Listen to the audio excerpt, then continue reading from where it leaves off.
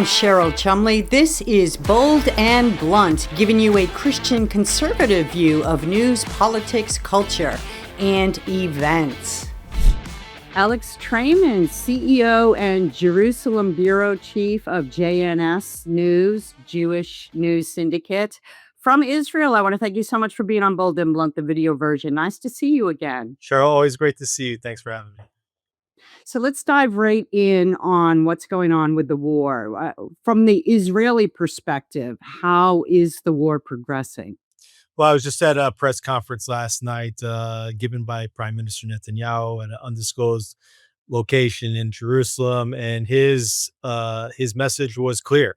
Israel is winning and Iran is being decimated. As far as they're concerned, they are hitting all of the ballistic missile targets, including launchers, including the ability of the Iranians to produce additional ballistic missiles, hitting all of the nuclear weapons facilities, those that were known previously and those that have been revealed since the Operation Rising Lion, the 12-day war in June, but also that Israel rather is targeting Iran's leadership, not just Ali Khamenei, who they took out in the first strike of the war, but even we're getting reports that they are targeting mid-level IRGC, Revolutionary Guards Corps members, and Basij, that there's deep intelligence penetration there, and that everything so far seems to be going as planned and even ahead of schedule. So it's the same from the White House here, that we're winning, everything's going well. But I'm always curious what goes on behind the scenes with these situations. And as you just mentioned, you attended a private conference with Benjamin Netanyahu. President Donald Trump, asked Benjamin Netanyahu to stop striking the energy sites in Iran. And Bibi has agreed, according to media reports. But do you think that there is some sort of quiet strategy, quiet discussions going on between America and Israel about the continuation of the strikes of the energy sites? For instance, do you think that President Trump already knew these sites were going to be attacked? Do you think there's a silent, tacit agreement to continue bombing them? Do you have any sense about the behind scenes on that issue?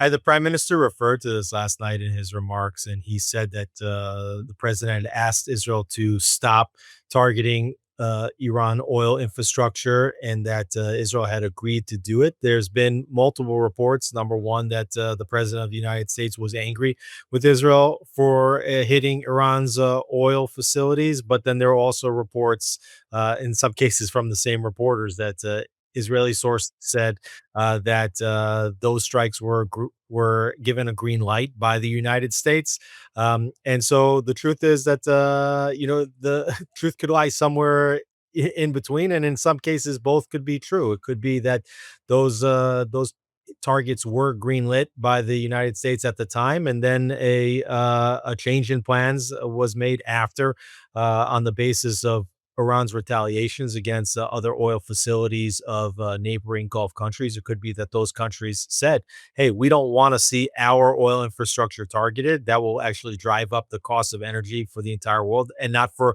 a short period of time, but possibly for a longer period of time if it takes a long time to get those facilities back up and running. And so even though perhaps they might have been greenlit on the first instance, that a change in policy was made. And as of now, it looks like Israel is going to withhold itself from hitting other facilities. But President Trump, in numerous tweets, has threatened to hit additional oil facilities inside Iran if Iran does not stop blocking the Straits of Hormuz and targeting other oil infrastructure across the Middle East.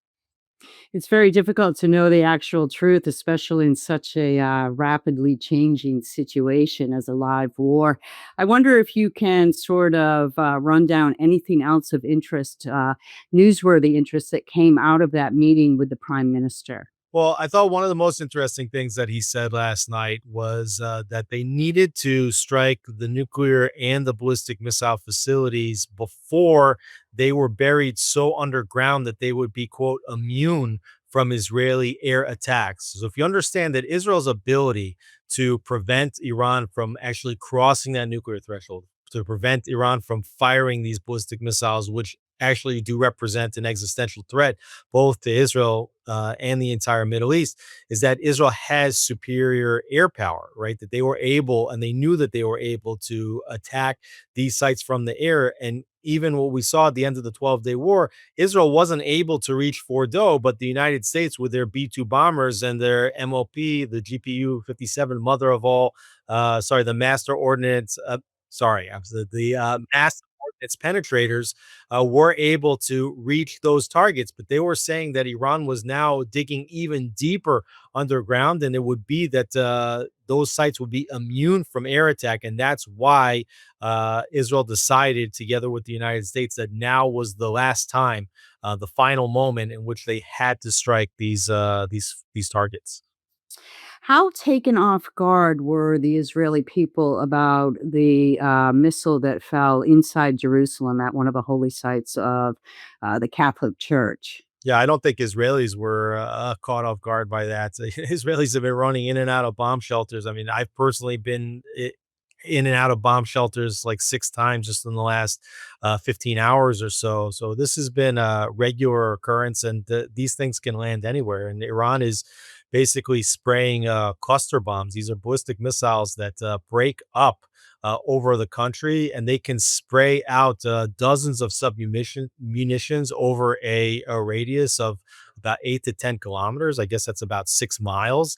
It's a war crime because they're not targeting and they cannot, by their nature, target a specific military target. They're just meant to spray a civilian area. So if they're firing on Jerusalem, these things can fall anywhere. But I think that it's important that people around the world see that Iran is just spraying munitions all over the Middle East, and that one of these has hit. Several of them, by the way, have hit in the old city, but one of them even hit an annex of the Church of the Holy Sepulchre in Jerusalem. You talk about war crime, and that label typically gets talked about in the media when it comes to labeling Israeli attacks on Palestinian people, but rarely does it get put on the people who rightly are committing the war crimes. When you look at the international response to this war and the reluctance of, in particular, Europe to stand by Israel, to stand by America. What do you foresee in terms of where that leads in terms of the end of the war? Yeah. So first of all, I mean, when I was in this press conference last night, the overwhelming majority of the questions, and there was only a few questions from a few reporters, but the majority of them were about Prime Minister Netanyahu having potentially dragged President Trump into this war. So people think that this isn't in America's interest, this isn't in the world's interest. They think it's only in Israel's interest, even though what do we see from Iran? As we just discussed a couple minutes ago, they're targeting not just oil infrastructure, not just military infrastructure, but even civilian and financial infrastructure of countries all around the Middle East. This is a regime that has destabilized before this war Iraq, Syria, Lebanon, Gaza, Yemen, and secondarily also Saudi Arabia, Jordan, the United Arab Emirates. They've hit so far at least 12 countries all over the Middle East and even as far as Cyprus during this war. And yet you see Western leaders are believing that this wasn't a threat, that the only country that thought that they were at threat here is Israel. It's very dangerous. The other thing which is really interesting is that in response to the press conference, the overwhelming majority of comments that you're seeing on social media today on X, and I was really surprised to see this when I woke up, is how many hundreds and even maybe thousands of comments there were about the fact that there were no reporters in the room, that this was a virtual briefing, that nobody actually saw Netanyahu, that you're seeing like pictures of Netanyahu's hands on the podium with like fingers elongated or missing fingers. It's unbelievable, that nobody really wants to look at what's actually happening. Everybody's created their own narratives, their own stories in their head about what this war is actually about, and they're doubling down on it, and they don't care if it has any uh, bearing or relation to facts or what's actually happening. So people can't get good information, and they're certainly not getting good analysis of the information. I am worried about the future. I'm worried about the present for that matter. But I think Israel has got one thing that they can do in this war, which is to eliminate this threat of a nuclear Iran, of a ballistic missile armed Iran, to win the war, to win it big. I'm certain that all these nations around the Middle East, they know the truth. They understand what Israel's doing. I think that the message that countries should be taking around the world is that the only nation that is actually willing to stand with the United States as is doing something for the betterment of the entire Middle East, for America's interests, and quite frankly, for the future of the world, is the state of Israel. Israel is the only country standing together with the United States in this time of crisis. And I was reading reports that some of the Gulf nations may be actually directly getting involved in this war. It's curious to me that Iran is so stubborn in its refusal to stand down, especially when the silence from China and Russia is really deafening at this point. Where do you see this leading? China, Russia getting involved, the Gulf states getting involved, or is this something that Israel and America can largely achieve by way of success on its own, on their own? Sure, the U.S. Air Force is the largest and most powerful air force in the world, and by all accounts, and even what you're hearing from American officials, including the president, including Secretary of Defense or Secretary of War, Pete Hegseth, is that Israel is the second strongest and certainly most battle ready and tested air force in the world. So you have these number one and number two powers fighting side by side. Now, we have heard reports that the United Arab Emirates and others may have gotten involved. I think that those are largely symbolic strikes. Perhaps the last thing you want is actually other countries that don't have the level of sophistication, the communications systems in place, the training, getting involved, because it actually could cause a lot of difficulties. It could cause friendly fire incidents and prevent Israel and the United States from doing the job that they need to do as fast as they can. So I think that the United States and Israel can handle it alone. Um, Obviously, there's a threat that this could get bigger. There's been reports that Russia's been assisting Iran, both in the air defense technologies leading up to this war, but even potentially in intelligence during the war, satellite footage. Um, China obviously gets a significant portion of their oil and natural gas from Iran. So far, they've been willing to stay out of it. I think it's to the best of the entire international community that they have, because if Russia or China would get into this war, the whole thing could spiral well out of control. So, the military is one side, the physical fight is one side of war, but the narrative is the other. And I really wanted to get your response to this poll. I want to make sure I got the numbers right. NBC conducted this poll recently of registered voters. And of all registered voters, this is in America, 40% say they side more than Israelis, over 39% of Palestinians. But when you break it down by party, by political party, it's shocking what Democrats say nowadays. Only 17% support Israelis versus 67% uh, for Palestinians. And, Israel is still not just involved in Iran, but you still have Gaza. You still have Lebanon, where you are engaging in attacks on Hezbollah. So when you look at these numbers and the importance of America's support here and the narrative of a war, what's your response? Well, first of all, the prime minister said in the remarks last night that he was pleased to see certain polls that show even that 95% of Trump supporters support Israel and the United States in this war, which is important. But as you are correctly mentioning, there first of all there are Republican voters that are sort of separating from Trump right now. Like you see this, like Tucker Carlson, Candace Owens, Nick Fuentes, this sort of like woke right camp that's putting a lot of mixed messaging out there, trying to delegitimize Israel and saying that Israel has pulled the United States into this conflict, and certainly that the Democrats already long ago have signaled their intention to shift away from Israel, when traditionally, I would say probably up until the 90s, it was the Democrats that were more supportive of Israel even than the Republicans. And it looks like Israel really has lost the support of Democrats, especially as you mentioned correctly in the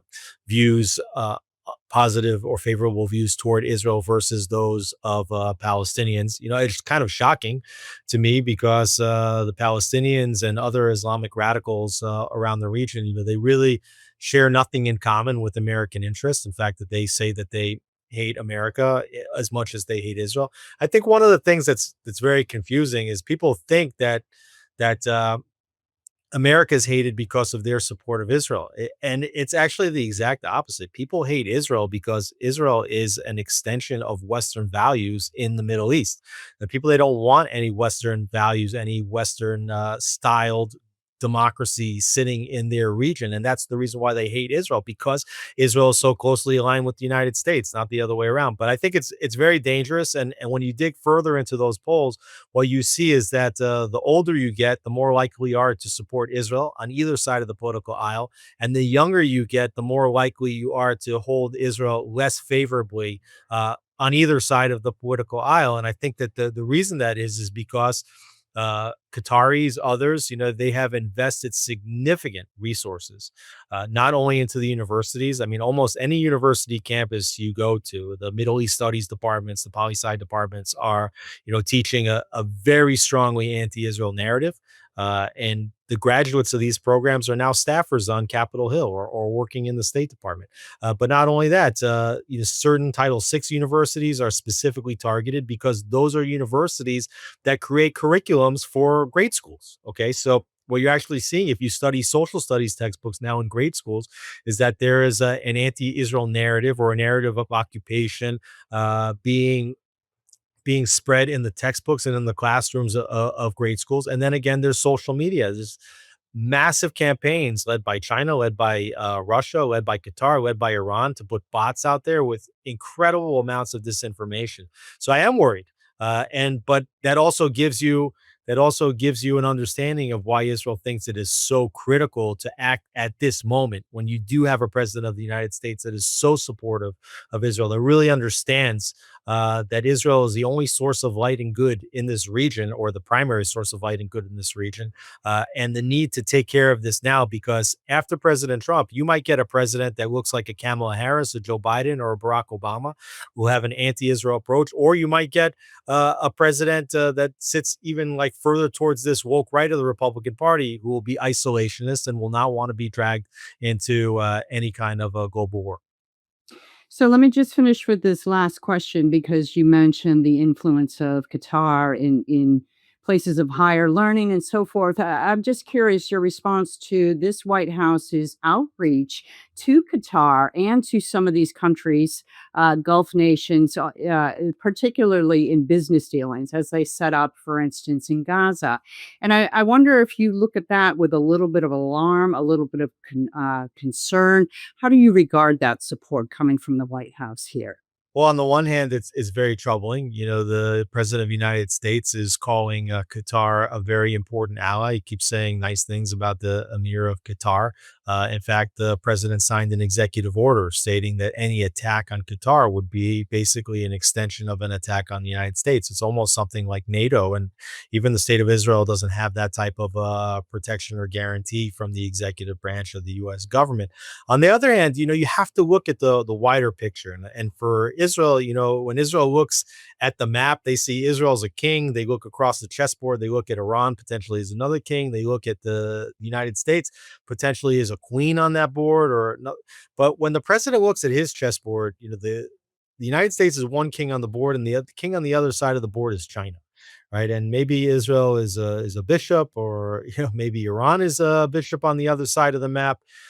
And I think what the president's trying to do is to get the Middle East settled down, because he actually wants to establish an alternative trade corridor through the Middle East. It's called the IMEC corridor, the India, Middle East, European Economic Corridor. It's meant to be an alternative to the Chinese Belt Road Initiative, where goods would start from their production in Southeast Asia and India and move across the Middle East through Saudi Arabia, through Jordan, through Israel, and from there onto Europe and onto the United States. And you actually heard the Prime Minister of Israel last night talk about the need to establish Western directed pipelines coming from the Gulf through Saudi Arabia, through Jordan, through Israel, that could bypass the Straits of Hormuz and could bypass the Bab el Mandeb Strait, which is next to Yemen and leads to the Red Sea. And these are two like very critical choke points in international trade. So what I think what the president of the United States is trying to do is to eliminate